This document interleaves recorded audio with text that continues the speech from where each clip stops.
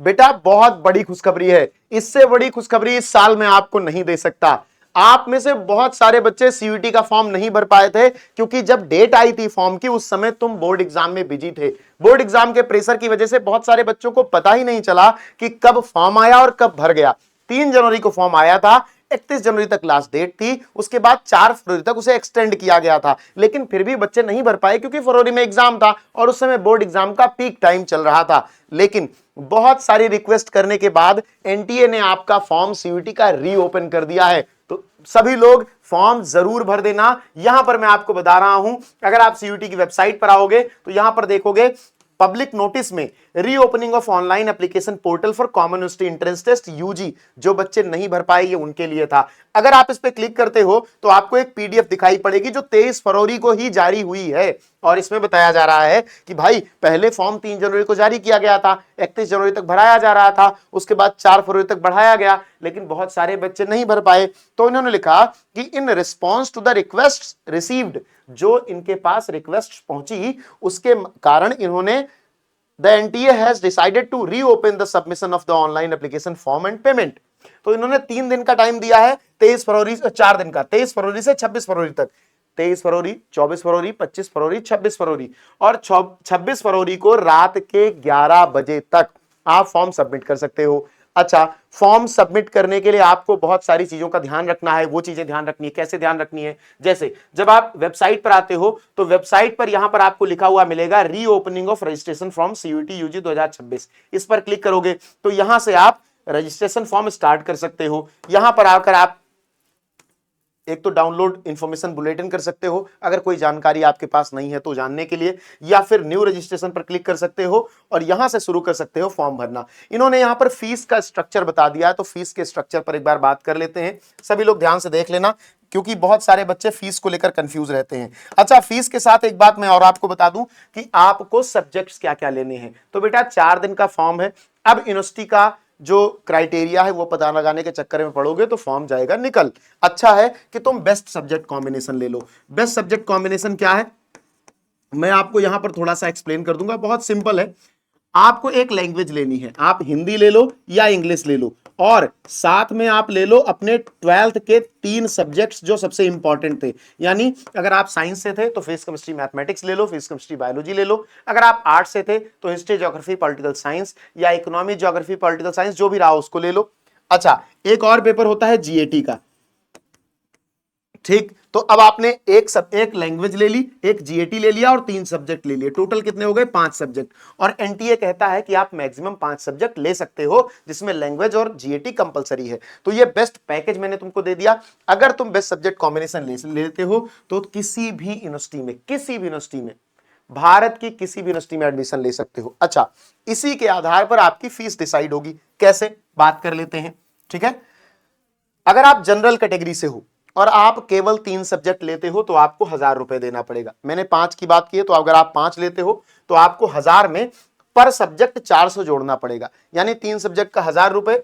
अच्छा, एक बात और है, अप टू 3 सब्जेक्ट, यानी अगर एक सब्जेक्ट लेते हो तो भी 1000, 2 लेते हो तो भी 1000, 3 लेते हो तो भी 1000। अगर आप चौथा सब्जेक्ट लेते हो तो इसमें 400 और ऐड हो जाएगा। अगर आप 5वां लेते हो तो इसमें 400 और ऐड हो जाएगा, ठीक है। तो आपका, अगर आप जनरल के हो तो आपकी टोटल फीस पड़ेगी 1800 रुपए, ठीक। वहीं पर अगर आप ओबीसी एनसीएल यानी ओबीसी नॉन क्रीमी लेयर और ईडब्ल्यूएस से हो यानी इकोनॉमिक वीकर सेक्शन से, तो आप अगर एक सब्जेक्ट, 2 सब्जेक्ट, 3 सब्जेक्ट लेते हो तो 900, और अगर आप चौथा और 5वां लेते हो तो इसमें 375 जुड़ता चला जाएगा, ठीक है। ठीक है, समझ गए? 375 375, तो ये आपका हो जाएगा 750, ठीक है, और 900 कितना हो गया? 1650, ठीक है। 1650 रुपए ये आपका हो जाएगा टोटल।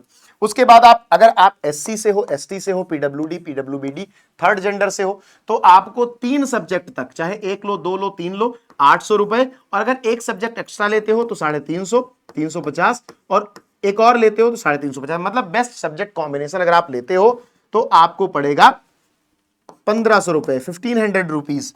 और अगर आप भारत से बाहर के हो, खैर भारत से बाहर का कौन ही फॉर्म भर रहा है, जो भर रहे हैं उनके लिए नीचे वाली फीस है। तो अब आपको फीस भी पता चल गई।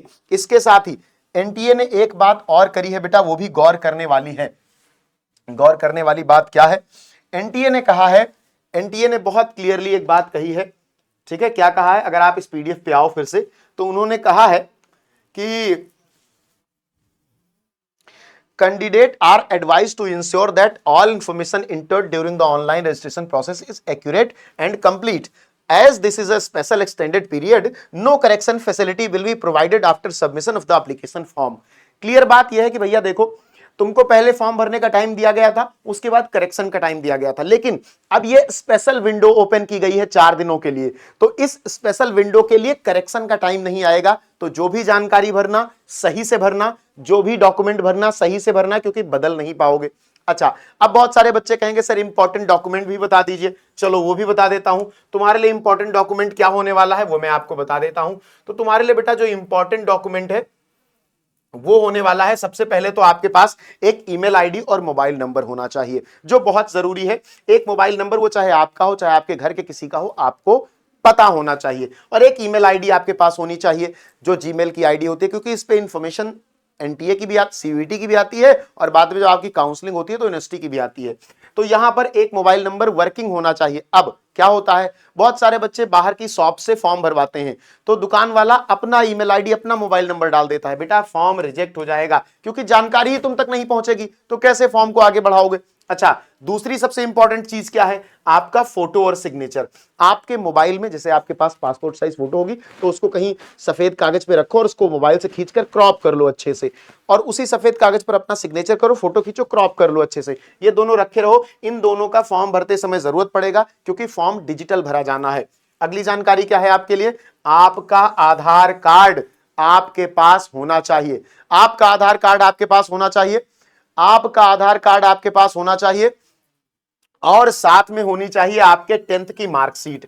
जब भी आप कोई एजुकेशनल फॉर्म भरते हो तो उसकी बेसिक इंफॉर्मेशन कहां से आती है, 10th की मार्कशीट से आती है, 10th की मार्कशीट से आती है। यानी 10th की मार्कशीट से में जो आपका नाम है, 10th की मार्कशीट में जो आपके नाम की स्पेलिंग है, मम्मी पापा के नाम की जो स्पेलिंग है, आपका डेट ऑफ बर्थ जो है, वो सब 10th की मार्कशीट का ही लिया जाएगा।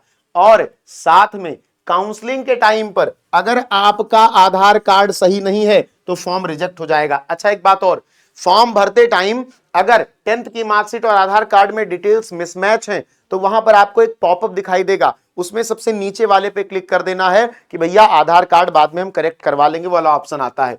ठीक है, तो इसको बाद में आप अपने आधार कार्ड को 10th की मार्कशीट की इंफॉर्मेशन के आधार पर करेक्ट करवा लीजिएगा। अच्छा, जो सबसे इंपॉर्टेंट बेटा आपका सर्टिफिकेट है वो होना चाहिए, जिसके आधार पर आपको रिजर्वेशन मिलता है।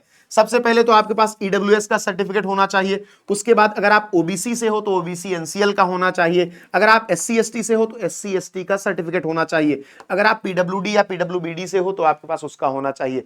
पर्सन विद डिसेबिलिटी वाले ध्यान दें, आपको आरक्षण आपके डिसेबिलिटी के परसेंटेज के आधार पर मिलता है, तो आपके पास आपका सर्टिफिकेट जरूर होना चाहिए। इन सब का जितने भी हैं, चाहे ईडब्ल्यूएस के हो चाहे ओबीसी एनसीएल के हो। अब ओबीसी एनसीएल क्या है, ओबीसी में 2 कैटेगरी होती है, जैसे जनरल में होती है। जनरल में 8 लाख से कम इनकम वाले को ईडब्ल्यूएस कहते हैं, और ओबीसी में 8 लाख से कम इनकम वाले को नॉन क्रीमी लेयर कहते हैं। ठीक है, अब अगर आपके पास सर्टिफिकेट नहीं हुआ तो आपको आरक्षण नहीं मिलेगा, आपको रिजर्वेशन नहीं मिलेगा, आप अपनी सीट से वंचित हो सकते हो। कई बार कम नंबर लाकर भी अच्छा स्कूल मिल जाता है, अच्छी सीट मिल जाती है, तो इसका आपको विशेष ध्यान रखना है। मैंने आपको बेस्ट सब्जेक्ट कॉम्बिनेशन के बारे में बताया, आप इसका भी ध्यान रखिएगा बेटा कि आपको एक लैंग्वेज लेनी है, चाहे हिंदी ले लो या इंग्लिश ले लो, और 3 सब्जेक्ट आपको लेने हैं जो आपके क्लास 12th में थे, और एक जीएटी ले लेना है, जनरल एप्टीट्यूड टेस्ट वाला। सारी तैयारी हम लोग कराएंगे। 1 मार्च से विद्याकुल का बैच स्टार्ट हो जाएगा सीयूईटी का, और आपको पूरी तैयारी वहां पर करवाई जाएगी, कुछ भी नहीं छोड़ा जाएगा, जिससे आप अपने कॉलेज को, अपने ड्रीम यूनिवर्सिटी को सबसे अच्छे से टारगेट कर पाओ और अपनी सीट पक्की कर पाओ। अच्छा, फीस स्ट्रक्चर को मैं एक बार फिर से एक्सप्लेन कर देता हूं, उसके पहले ये मैं बता दूं आपको कि कैंडिडेट में choose up to a maximum 5 subjects including language and general aptitude test. आप 5 सब्जेक्ट ले सकते हो, उन 5 सब्जेक्ट में एक लैंग्वेज यानी भाषा, चाहे हिंदी लो चाहे इंग्लिश, और एक जनरल एप्टीट्यूड टेस्ट, वो जो आपका जनरल टेस्ट होगा वो होना चाहिए, और 3 12th के सब्जेक्ट 5 मैंने आपको बता दिए। अगर आप ये 5 ले लेते हो, अगर आप बेस्ट सब्जेक्ट कॉम्बिनेशन के थ्रू जाते हो, तो जैसे मैं एग्जांपल आपको दे दूं कि जैसे आप बेस्ट सब्जेक्ट कॉम्बिनेशन के थ्रू गए, तो आप भारत की किसी भी यूनिवर्सिटी में काउंसलिंग करवा सकते हो, क्योंकि आप सारा क्राइटेरिया फुलफिल कर पाओगे। बेस्ट सब्जेक्ट कॉम्बिनेशन से सारा क्राइटेरिया फुलफिल हो जाता है। अगला क्या है, फीस स्ट्रक्चर मैंने आपको बता दिया कि अगर आप जनरल से हो तो आपकी 1000 रुपए 3 सब्जेक्ट तक पड़ेगी, मतलब चाहे 1 लो, चाहे 2 लो, चाहे 3 लो, 1000 रुपए। और अगर आप 4 लेते हो तो 400 बढ़ जाएगा, 5 लेते हो तो 400 और बढ़ जाएगा। लेकिन बेस्ट सब्जेक्ट कॉम्बिनेशन लेना, फीस के बारे में मत सोचना। फीस का की व्यवस्था हो सकती है बेटा, भविष्य की व्यवस्था नहीं हो सकती। 2 साल बाद अगर तुम्हारे पास 800 रुपए और आ भी जाएंगे तो उससे कोई फायदा नहीं होगा, अगर आज नहीं आ पाए तो 400-500 रुपए की बात है, कर लेना व्यवस्था। जिन बच्चों का नहीं हो पाए वो मुझे कॉल कर देना। आप लोग इस टेलीग्राम ग्रुप को ज्वाइन कर सकते हो, सीयूईटी विद्याकुल, या आप टेलीग्राम पे सर्च कर सकते हो ऋषि सर सीयूईटी। वहां पर आप मुझसे जुड़ सकते हो और मुझे अपनी परेशानियां बता सकते हो। मैं 24 घंटे तुम्हारे लिए अवेलेबल हूं। जो भी जानकारी तुम्हें चाहिए सब मैंने दे दी है। फॉर्म कैसे भरा जाएगा, अगले जो वीडियो आपकी अगली आएगी उसमें मैं यही बताऊंगा आपको कि आप फॉर्म कैसे भरोगे। तो देर नहीं करनी है, अब देर नहीं कीजिए केशव, अवसेर नहीं कीजिए केशव, धनु की डोरी तन जाने दें, संग्राम शुरू हो जाने दें। रश्मिरथी की ये पंक्तियां आपके सीयूईटी के एग्जाम को ध्यान में रखते हुए, आपके ड्रीम कॉलेज को टारगेट करते हुए आपके लिए हैं। तो सभी लोग लग जाओ, ये बहुत बड़ा मौका है कि जब आपको फिर से रीओपनिंग में मौका मिल रहा है अपना फॉर्म भरने का, क्योंकि एनटीए ऐसा करता नहीं है, इतिहास में ऐसा कभी नहीं हुआ। You are lucky once. तो जाओ फॉर्म भरो और मिलते हैं आपके सीयूईटी की क्लास में। सीयूईटी विद्याकुल चैनल हर बच्चे के पास भेज देना, हर बच्चे को बता देना कि आपके विद्याकुल ऐप पर और सीयूईटी विद्याकुल चैनल पर सीयूईटी की पूरी तैयारी मॉक टेस्ट के साथ, गाइडेंस के साथ, बेस्ट एजुकेटर्स के साथ, बेस्ट कंटेंट के साथ होने वाली है। आपको पता है पिछली बार भी हमारा सिलेक्शन रेशियो बहुत अच्छा था, कम से कम 250 से ज्यादा बच्चे तो दिल्ली यूनिवर्सिटी में पढ़ रहे हैं सीयूईटी विद्याकुल से, संभव बैच से सीयूईटी क्वालिफाई करके। तो अब आपका नंबर है, अब आपकी बारी है, तो आ जाओ, आपका भी सपना पूरा होगा। ड्रीम कॉलेज से में जाने का, विद्याकुल से विश्वविद्यालय तक का सफर यहीं पर पूरा करेंगे। मिलते हैं, धन्यवाद।